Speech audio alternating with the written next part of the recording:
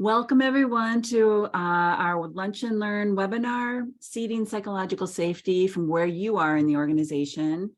When we last did our webinar 2 weeks ago on February 15th, we talked about how leaders might not be ready to increase psychological safety for a number of different reasons. We have a blog post about that you can find, and I will post our websites in the chat in a minute. Today, we want to spend some time thinking about what each of us can do from wherever we are in the organization, whether or not we have leadership roles. And we wrote a blog post about this topic also, and I will post that in the chat here. All right, and we're going to be talking about some of these ideas and introducing a couple new ideas or examples as well. So we'll start with introductions. I'm Catherine Sanders. I'm a work systems and human factors engineer who specializes in health in the workplace. And this is my longtime colleague and friend, Dr. Patrick Farrell. I'll let him introduce himself. Should I jump in here? Please.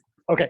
Kathy said I'm Pat Farrell, and my background is faculty member at UW-Madison, and then senior administrator in Madison, as well as for the last 11 or 12 years here at Lehigh University. So my experience is largely in, of late, is in leadership roles. Excellent. So we have a couple slides to share. And Pat's going to take care of that, yes? My job, yes. Hold on. Where'd they go? Sorry, they were supposed to be here.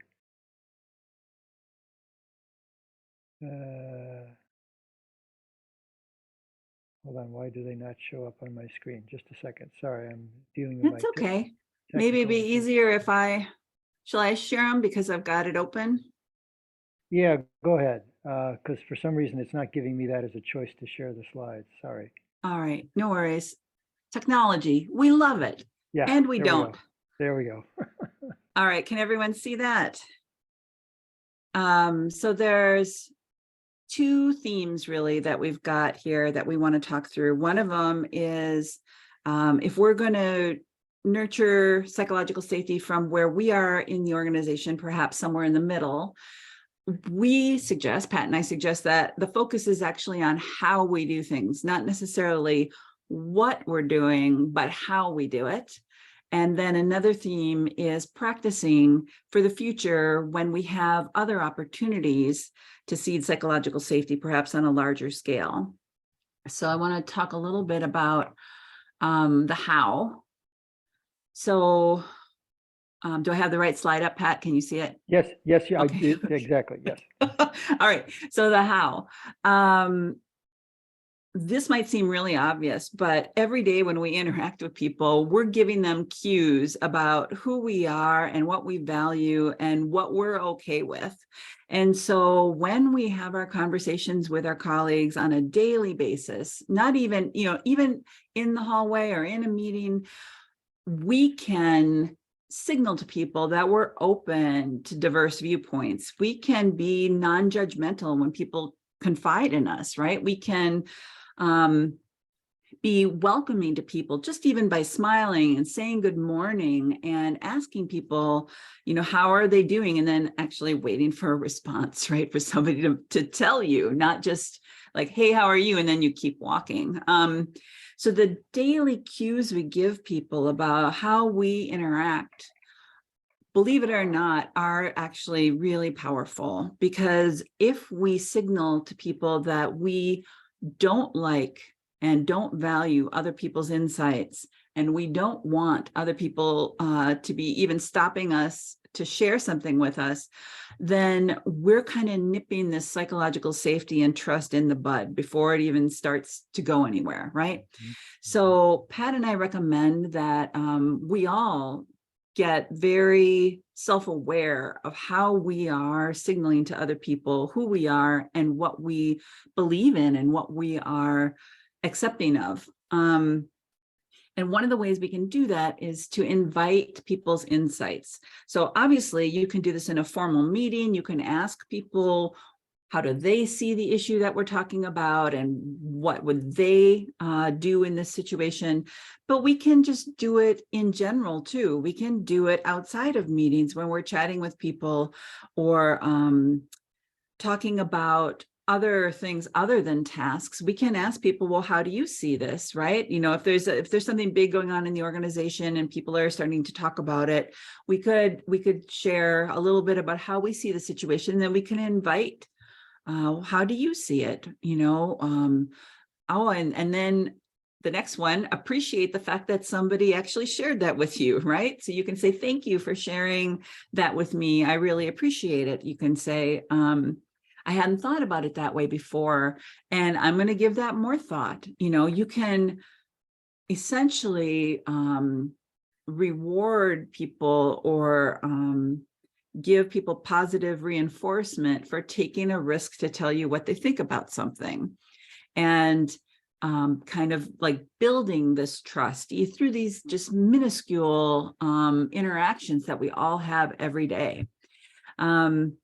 And then, of course, on the flip side, you can do things even unintentionally that erode trust. So Pat and I would suggest that we start to be more self-aware about what are these perhaps even automatic reactions that we have that might start to erode trust. Like when people say something that we don't agree with or we don't approve of, do we have an immediate emotional response that even shows up on our face? Like, oh, I can't believe you said that, or, oh no, I can't believe so-and-so did that, right? I mean, so this whole thing where we even unintentionally might react and show our feelings that are negative, before we think through that somebody actually gave us a chance here, confided in us. And so what can we do that's positive, or at the very least neutral, to not shut down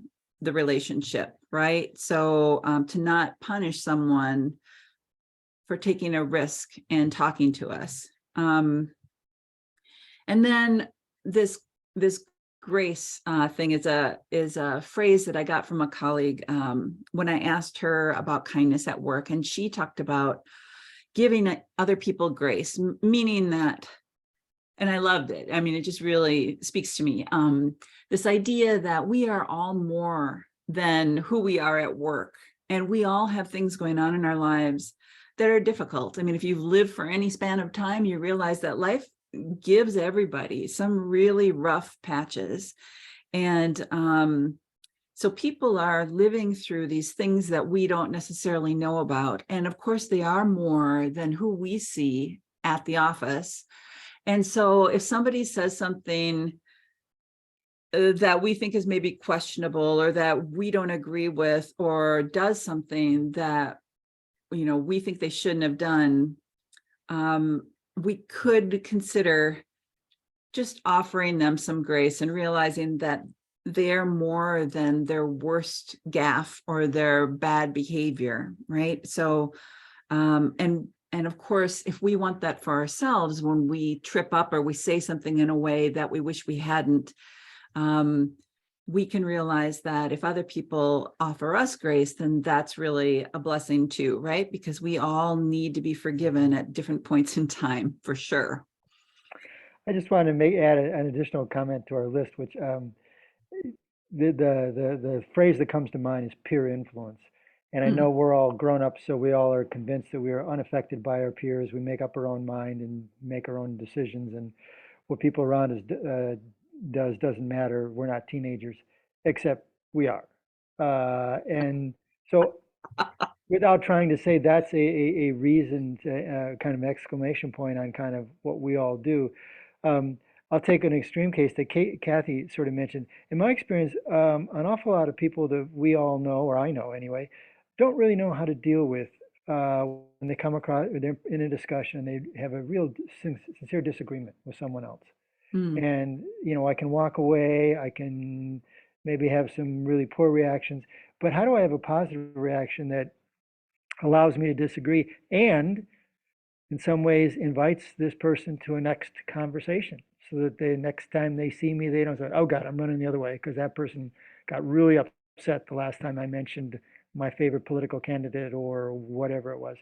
Um, so I think if we can sort of not be perfect, but at least sort of manage ways to kind of show how might we deal with that, people see that. And okay, overnight that doesn't necessarily change the world. But at least in my experience, for a lot of people, they know only what they know and no other ways to deal with difficult issues like that. And seeing it from you actually might say, well, gee, next time I talk to my brother-in-law, we really disagree.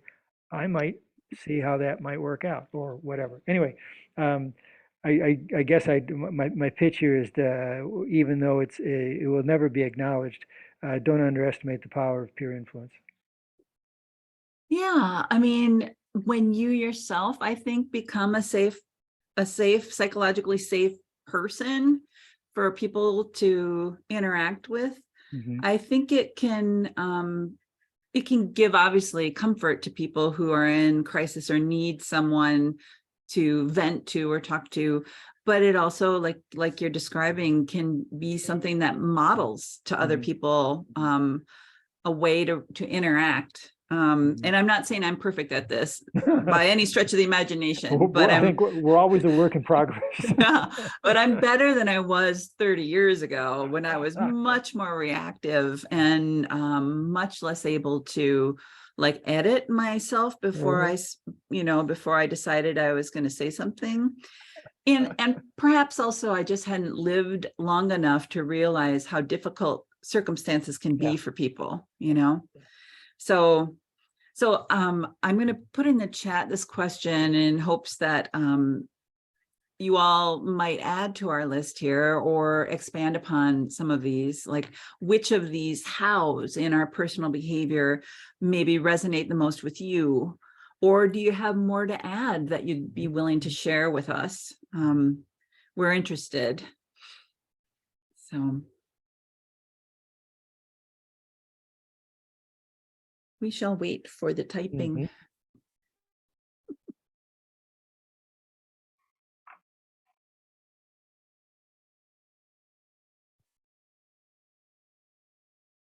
Lead by example. Great. Yeah, it is.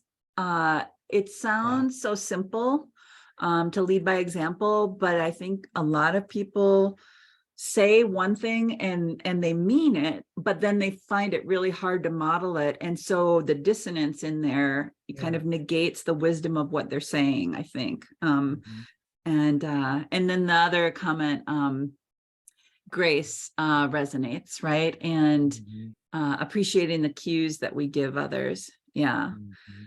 Um, I know some really well-intentioned people who have a hard time keeping their opinions about others to themselves. So, if I'm with them just chatting about anything, they're going to be weighing in on what they think about this person, what they think about that person, what they think about the other person. And whether or not this is true, what it does for me is it makes me wonder what they say about me when I leave the Mhm. room. Right. Right. Right. And so this constantly weighing in about other people is maybe not intended to be harmful, but it can impact trust because I'm Mhm. then concerned that whatever I say to that person might go places that I don't want. Mhm. So I'm Mhm. more guarded around people like that. So Mhm. I think these leading by examples and this modeling of behavior is really important. Mhm. And so, Pat, I'll turn it over to you. Let me share my screen Okay. again here. All right. So as Kathy said, kind of in our short webinar, we thought we'd focus on two sort of topical areas around this idea of kind of what can I do to increase psychological safety, sort of working from the middle. And as we're talking about, kind of things I can do, control myself, for example, or initiate. The other side of that, or part of that, we thought would be interesting to think about is as I interact with the larger group around me, my colleagues, contemporaries, people maybe who I see all the time. Um, is it possible there would be opportunities where collectively we might do some work or at least prepare to do some work beyond what I could do all by myself. So that's the idea of practice, which may or may not sound like a term that you'd expect to hear. But practice here means a little bit of can we start thinking about not only our own behavior, but actually of our maybe our group's behavior or some piece of our organization, or even me and three of my friends who hang out and go to lunch frequently, or whatever size we might have, not in a authoritative way. That is, I'm not their boss, or or I don't directly report to them, but as colleagues. So here's a couple of examples. You can probably think of more. I mean, even in our own casual conversations, we might chat and question some of the norms of our organization. So things that we always do, maybe we don't even collectively question, oh, we always do this way. Oh, this is the way we've always done that.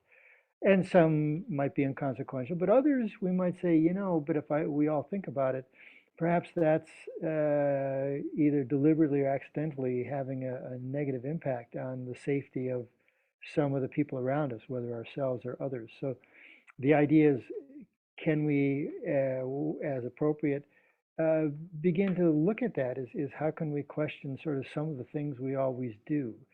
A second idea in this category is, again, in a group setting or a conversation, is uh, being open to new approaches. Certainly, many of the organizations I've worked in um, ostensibly are open to new approaches, but sometimes not really. And finding ways to generate those conversations that at least get away from, here's why that won't work, as a first response.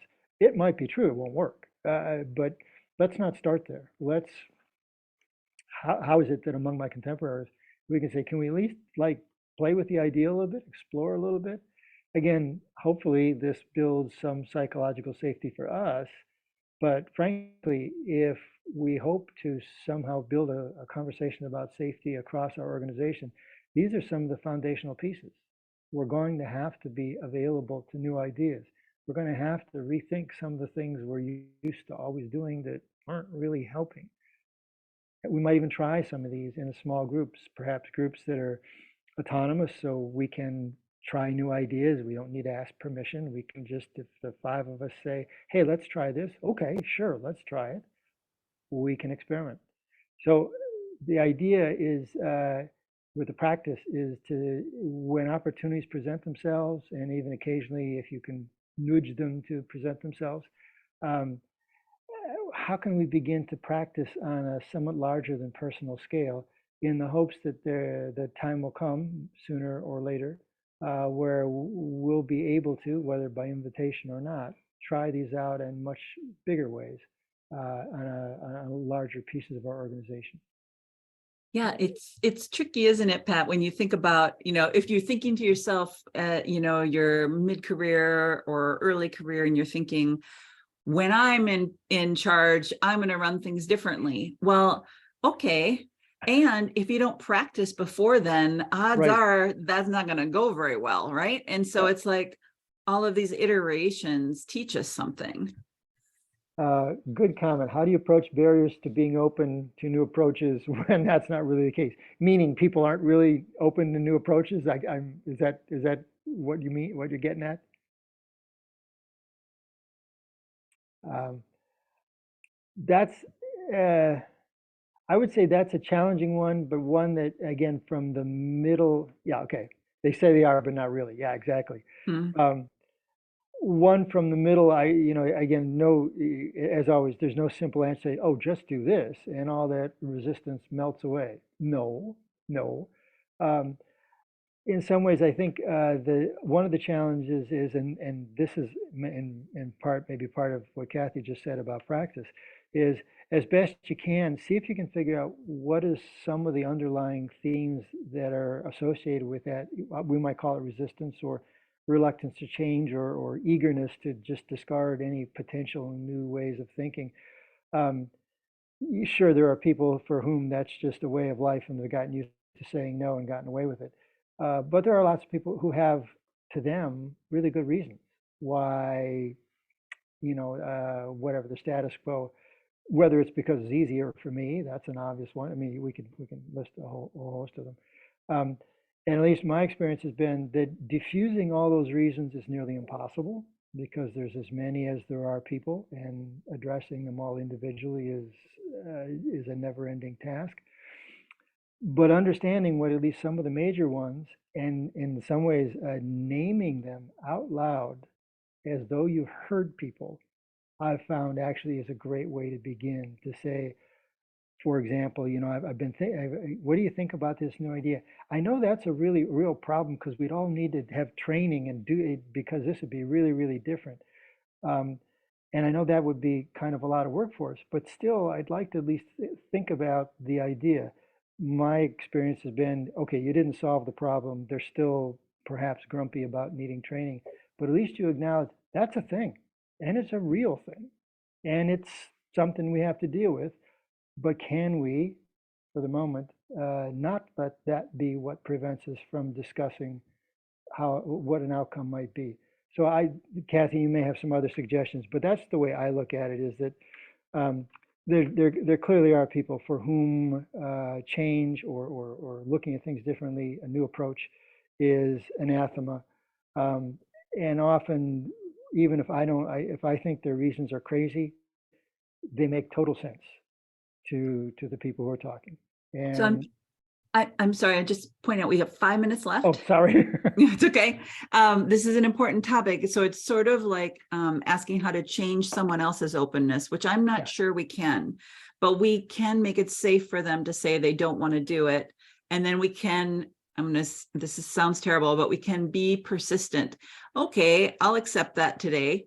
And then I'm going to look for another opportunity to try again, right? And you get to practice this afternoon. So it's like, and then also you can one-on-one talk to that person. I still would really like to try something. Let's talk about what might be feasible.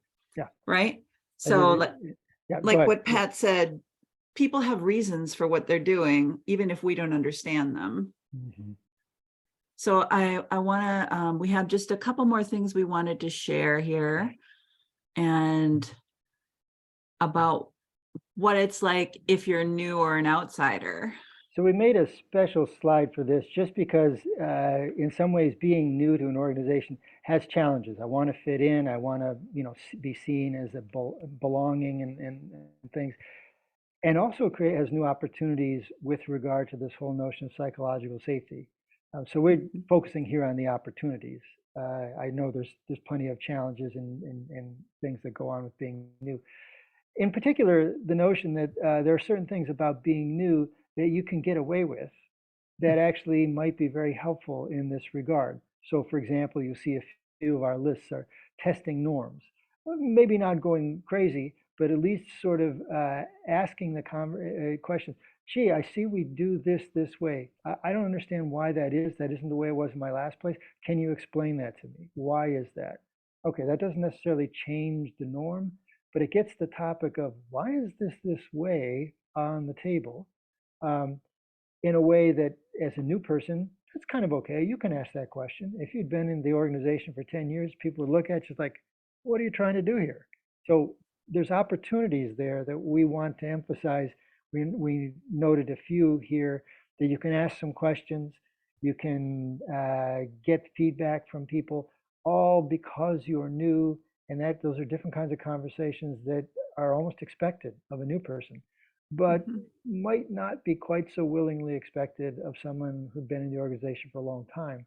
So obviously our encouragement is, you do want to be accepted and included, but don't fail to take advantage of being new or the things that being new can help you with. And those are some unique opportunities that we wanted to make sure that we had a chance to at least point out.